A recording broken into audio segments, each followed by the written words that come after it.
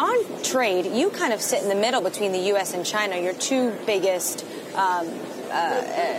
where you're most exposed.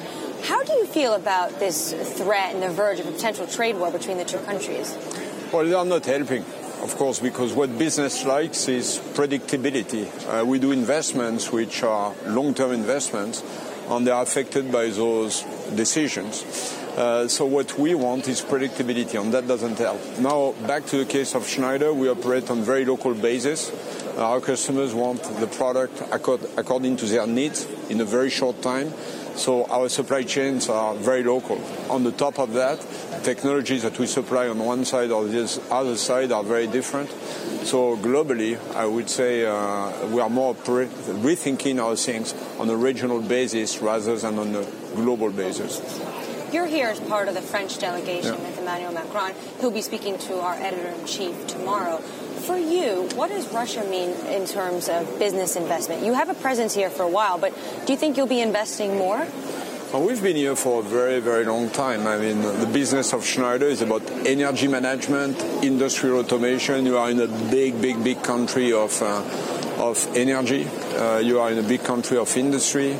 You have big cities that need to be modernized, infrastructures that need to be modernized, a lot of industry also which is digitizing.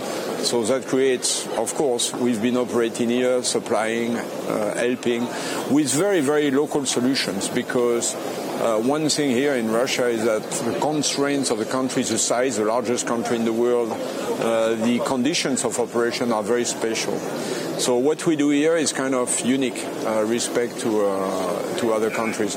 So now Russia also happens. We are originally a European company, so we are very balanced.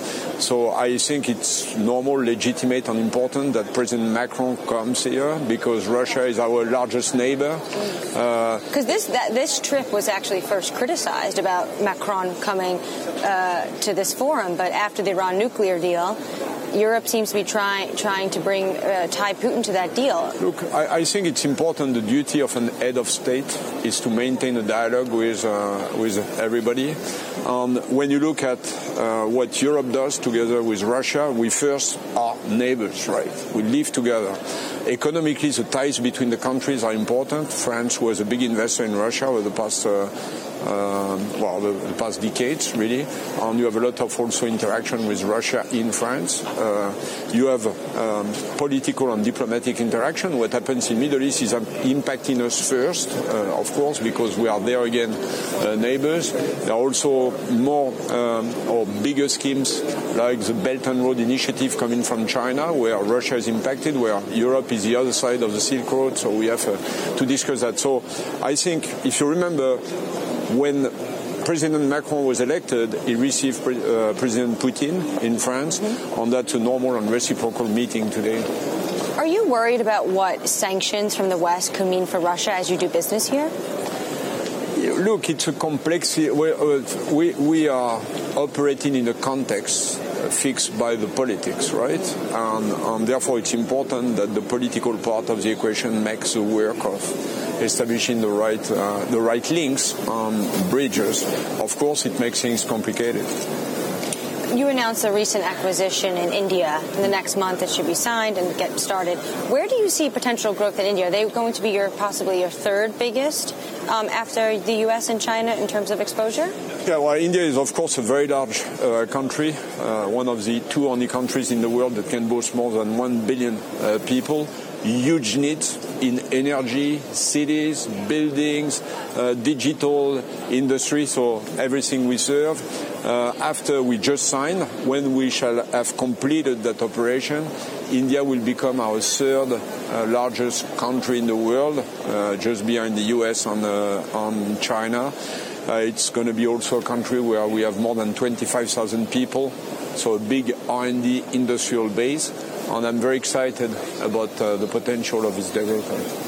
When you wake up in the morning, I've been asking a lot of guests this questions because a lot of dark clouds are surrounding this conference between sanctions, steel tariffs, the Iran nuclear deal. This idea of economy of trust is the theme of this whole forum. When you wake up in the morning, what worries you the most? Is it a potential tweet from the president, or is it a currency fluctuations? I wouldn't say worry, but what focuses me is my customers, right? On innovation, on technology, on the rest. I believe that we need trust in the world, because we want it or not, but we live in a global world, right? I may wake up in the morning and need the Russian gas and use American technology produced in China. That's the reality of the world of today. On economy, cannot work with rules which are stable enough, predictable enough, because we all need that. Economy needs predictable politics. Politics needs predictable economics. Let's say one thing positive about today. You speak about dark clouds. I think we are living in a world where the economy is actually doing pretty well at the moment. You have at the moment Asia, Europe, on US, on a large part of the new economies developing quite fast, and it had been a long time, right, after the GFC in 2008. So let's take this opportunity and build on that right environment to build the condition of stability for a better economy in the future. That's our common responsibility.